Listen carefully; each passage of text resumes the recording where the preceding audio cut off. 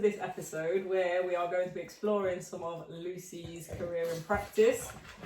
We're going to find out what she did, first and foremost, how she went about her days in practice, day to day, what a day in the life of Lucy in practice would look like, and explore some of how she managed to decompress what she might have done outside of practice while she was in practice.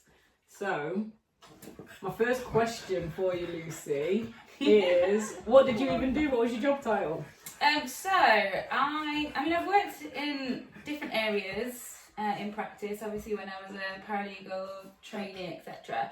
But I qualified into residential property. Okay, explain that. What does that mean? What is residential property? So residential property covers basically conveyancing. So it was buying and selling of freehold and leasehold properties, but also it was transfers of ownership as well. So, you know, if someone had passed away and they left their property to somebody else in a will, I would deal with the transfer from, you know, the deceased person to the beneficiary.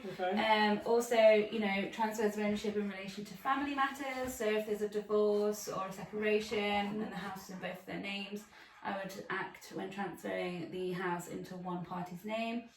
And then I also would act in remortgages. So if someone was remortgaging their property, they need a solicitor, particularly if they're changing the lender.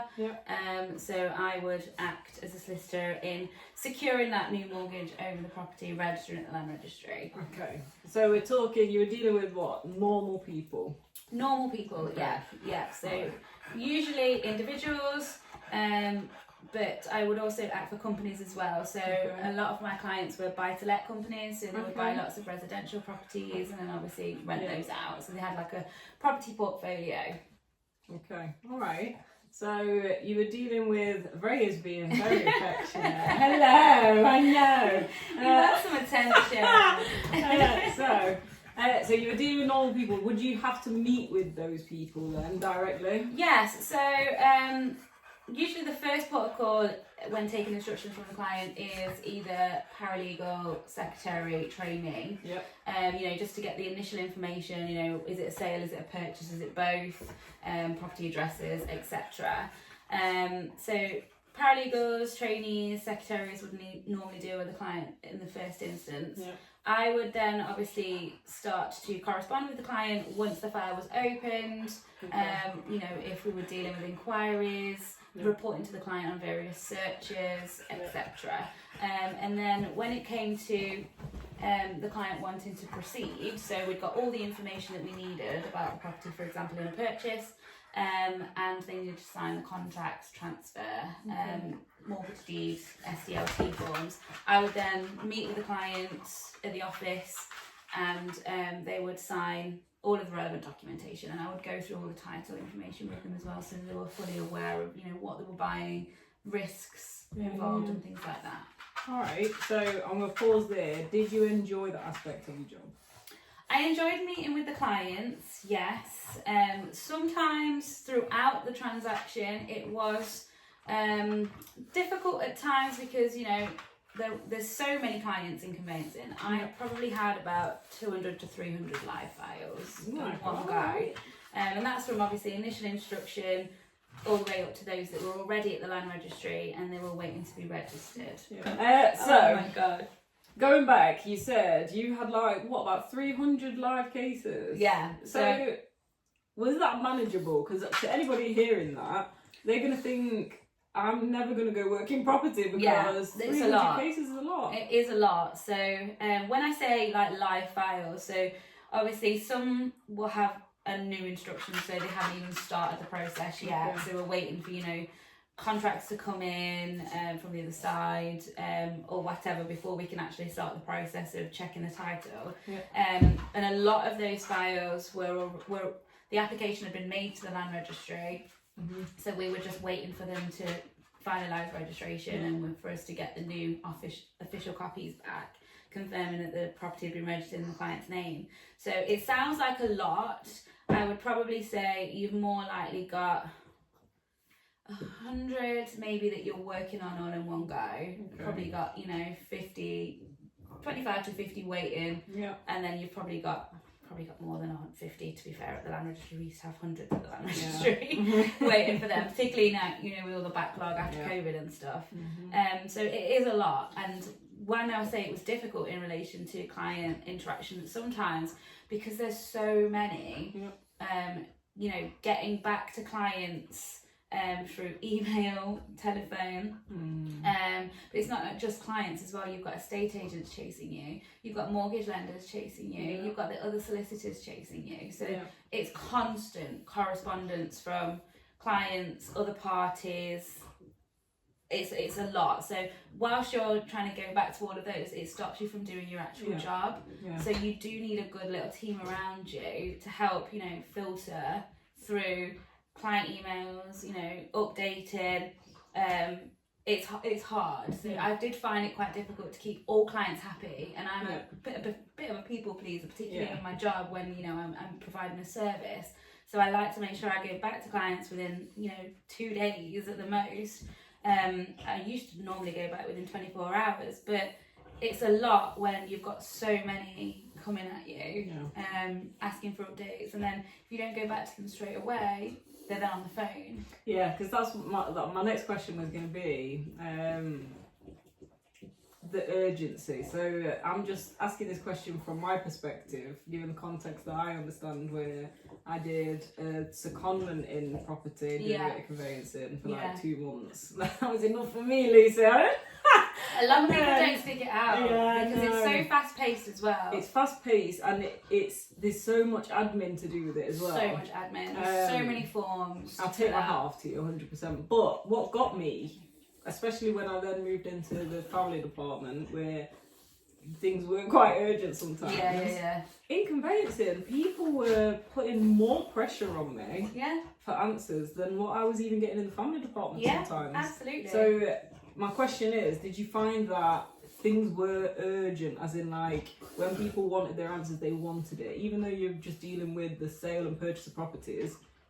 Did it come across as urgent? Did it feel intense? Yeah, I mean, a lot of the times things aren't as urgent as, you know, clients perceive them to be. Because obviously as a conveyancer you see these situations quite often, but obviously it's new to clients. They're stressed anyway, because apparently moving house is one of the most stressful things that you can do. It's true. So they are stressed, so I get it, and they do think that their matter is urgent or should take priority over others, but then they all think that. So sometimes it is a case of those who scream the loudest get dealt with, which shouldn't be the case, but often it is. And a lot of the times, you know, some of it is urgent. You know, if someone's threatening to pull out, or, you know, if mortgage monies aren't here and we're completing, or, you know, we haven't got completion monies through and it's 5 to 5, then yes, some things are urgent. But then other times clients can think the fact that, I don't know, a local search is 1 day late and that's not urgent. So yeah, some cases it is. A lot of the times it's not as urgent as they think it is. Okay. My next question, because you mentioned COVID. So what was the impact of the pandemic on your role? How did it change? That probably was what sent me over the edge, to be quite honest. I think it sent a lot of people over the edge. Oh God, because property is a lot of is paper based, a lot of it. So obviously, when I was in practice, you know, contracts had to be physically signed, like wet signature. So did transfers.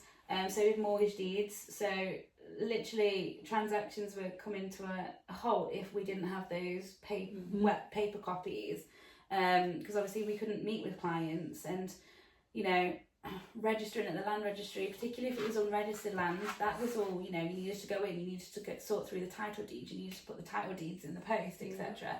So a lot of it, you know, did come to a halt, and it was really difficult to do the job because it is so paper heavy. You know, a lot of our files were still paper files, not just on the system, so that was difficult. But I think that was difficult in itself, but what made things more intense, and probably one of the worst times I've ever had in practice, was when they got rid of stamp duty. Okay, all right. Everyone was buying houses because they didn't have to pay stamp duty. Yeah. So literally, I thought workload was bad anyway, but it just went through the roof because everyone was just moving. So, you know, time, pressures, the amount of work that we were doing, so it wasn't just a 9 to 5 at that point. I mean, it never is really, is it, in law? But it was literally a 7 a.m. till 11 o'clock at night, because you just had so much work to get through and to do. There just wasn't enough time in the day. So that, I think, pushed me over the edge a little bit, and that's one of the reasons why I moved out of the job. I kind of fell out of love with it a little bit anyway, as you know, I was 9 years in property law, and it's a long time. And I just wasn't, you know, fully enjoying the job anyway. And then that kind of hit, and then I was like, no, that's it for me. Yeah. Sometimes I feel like, especially with the pandemic as well, it was hard to see how things were going to settle back down to what they were before. Yeah. Because there were so many changes, like you say, even like the stamp duty and stuff. There were so many layers to the change that happened with the pandemic that nothing was going to return back to the same as what it was before. Yeah. So having that in mind as well, of thinking this job isn't going to be the same as what it was before anyway, I don't blame you for falling out of love with it a bit. Yeah, I know, because like I suppose some aspect of it still hasn't gone back to how it was before, because a lot of people just continue to work from home, or you know, have a couple of days at home rather than, you know, being full-time in the office. But yeah, and you know, obviously meeting with clients over Teams and stuff rather than face to face. So it's not fully gone back to how it was now. I mean, I'm not in practice anymore, so I don't know the day-to-day struggles that they have now. But from hearing with, you know, people that are still in that area of law, they still say it's as manic and, you know, as crazy as it was when I was in that environment. Okay, so seeing as we've built up an idea of how chaotic it could get in your role. So I know that you mentioned a bit of this on your intro podcast and how you like lists and things like that. So my question is going to be, how did you stay organised then? How did you stay on top of all of this admin day to day? Well, I'm quite an organised person anyway. I love my lists, I love my tabs, I love my highlighting. Literally, you've bled out into the office at work as well. Anybody that comes in the office, I say to them now, it's all Lucy. It's all Lucy. I only keep it clean for Lucy. Yeah, I like my diaries, you know, I have to have a paper diary, and then I used to have an electronic diary. So yeah, being organised like is crucial. So what we would do, or what I would do, is particularly like on files, so on the inside of a physical file I'd have a tick list, so you know, if anyone came and picked it up, they could see what had been done, what was outstanding, you know, any crucial notes, any, you know, deadlines, limitation dates would go on there as well. So as soon as you open the file, you could see what was going off.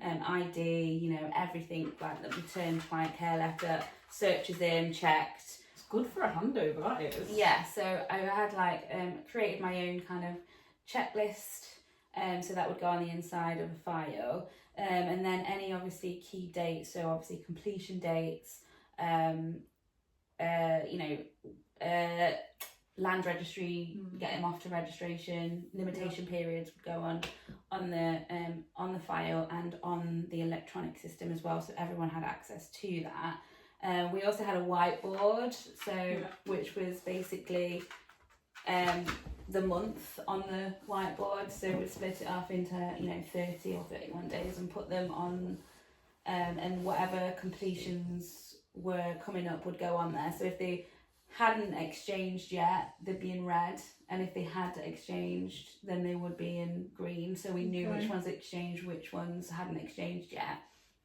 And then it was just a case of obviously making sure, so we had a drawer that I needed to work on, so all the files would go in that drawer that I needed to work on, so if inquiries had come in or I needed to check title, that I would work through those, and they'd be in date order.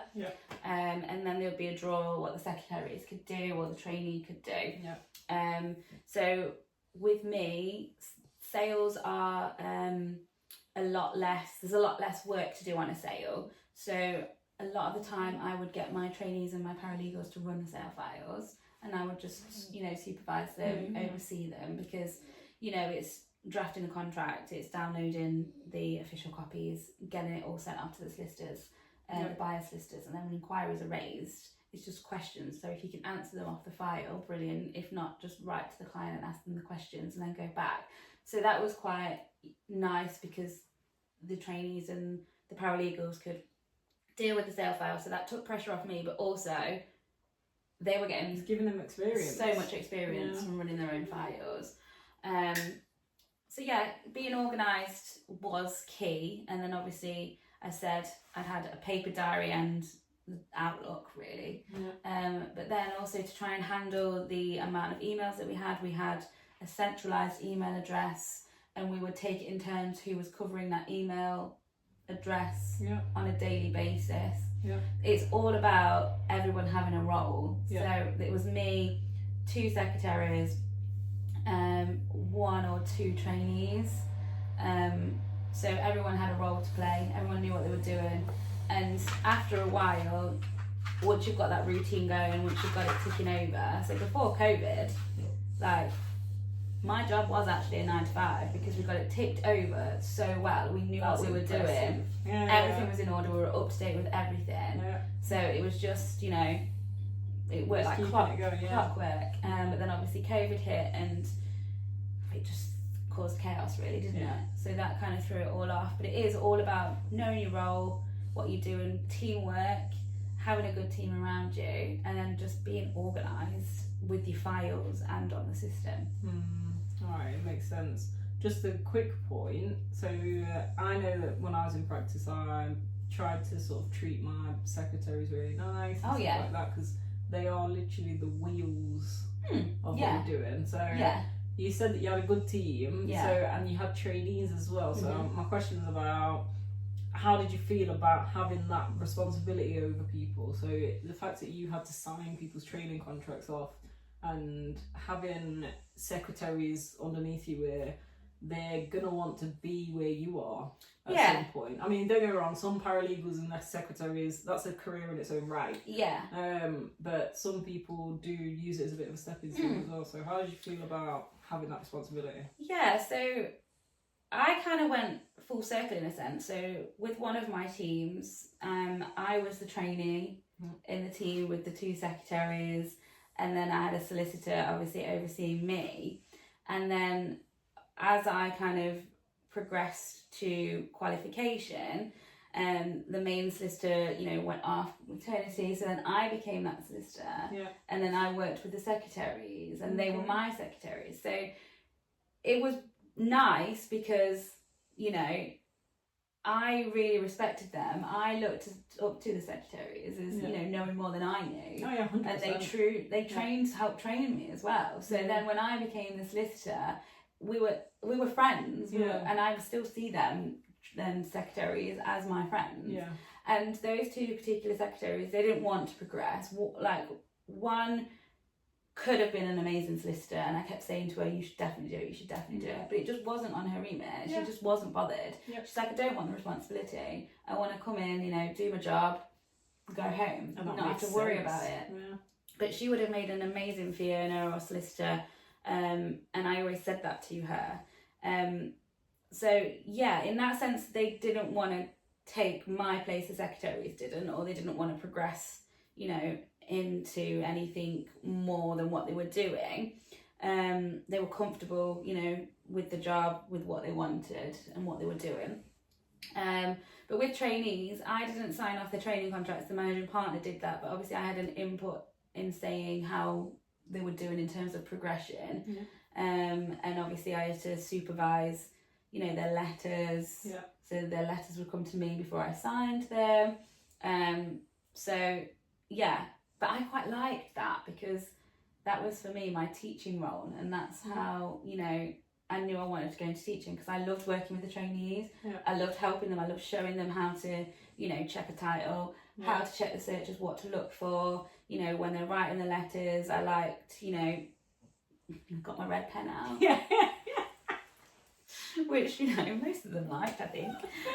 Got my red pen out, you know, and like, you know, just, but the solicitors that were supervising me did the same for me. And I found that really helpful. So yeah, I really enjoyed working with trainees and paralegals and helping them progress and teaching them. But that's why I think I'm in the role that I'm in now. So before we come on to that, because I feel like you did speak about quite a lot of this stuff, so I'm trying not to repeat what you said in your intro, but when was it, in terms of the timeline of your career, when was it that you realised that you liked that aspect of teaching and sort of leading in terms of helping other people? Quite early on. So after I qualified in 2013, I qualified in one firm, and then a few months later I moved to another firm. And whilst I was at that other firm, I actually went for a lecturing job. Okay. Yeah, but obviously I hadn't had much experience within the area, and I didn't get it. So that kind of set me back a little bit. I was like, oh, maybe I can't do it. When did you go for that then? Was this years ago then? Years ago, yeah. So 2013, 14. Must have been like 2015. Oh, okay. Snap. Yeah. All right. Must be like 2015 I went for it. In Leicester it was. But I didn't get that role. So then I kind of thought, oh, maybe I need more experience in practice. So then I just kind of went back and kind of put it to one side for a little bit and didn't kind of rethink about it until I had a really bad day at work one day. Is this what happened? Alright, Kevin. You had a really bad day at work. A really shit day at work, and I was like, I'm done with this. I'm so done with it. It was like, it was the job, but it was also like I was frustrated in, you know, the position that I was in. So I was like, oh, I'm gonna just look for something else, and I started looking for other stuff. And then that particular day, the job that I'm at now came up, and it was the last day to apply, and I was like, it's fate. And they wanted someone in property with property experience, whereas the job that I went for before, it wasn't property. So I was like, fuck it, I'm just gonna do it. I think we went for it was the same job advert then, weren't it? Yeah. Because I'm sure I remember they were asking for property lawyers, and I was thinking, that's not me. Like, I'm gonna have a crack at it anyway. Sometimes you just gotta do it. Like I said, that's why I said in my intro, like, even if you think like you're not qualified or you haven't got the experience to do the job, just go for it, because you never know. And a lot of time I'm invested in you, not, you know, what you know. And I actually saw a post the other day on LinkedIn, Stephen Bartlett, shout out to Stephen Bartlett. You're trying to get him on here, aren't you? Trying to get him on here, yeah. He was saying that he's no longer hiring based on, you know, grades or achievements because of AI. He's like, AI's changing everything. He was like, I'm kind of investing in the person and, you know, their ambition and their drive and their determination, and I think that's probably the right thing to do. No, 100%. When I've been involved in recruitment for other places outside of work, like I'm a strong believer in hiring off enthusiasm, because you can't necessarily train that. Yeah, you can't 100%. teach it, but you can learn the job when you get in it. So, and I'm constantly saying to students, like, because when I used to interview, I used to look for somebody that I could work with. Oh yeah, 100%. I say that to students all the time. People are looking if you can fit in. Yeah. Yeah, and you know, I would want in my team not only to work hard, but to have a laugh with. Yeah. Like, I quite like working in an environment where you can have a laugh as well as work hard. Yeah. So if I felt like I could get on with you and we could have a laugh, but you're also a hard worker, and you know, you've got ambition, you've got drive, you're in. Yeah, 100%. All right, okay. I like that. Okay. I was trying to save some stuff for the imposter syndrome podcast. You know what I mean? I was gonna say something, but I'll hold that thought. Okay.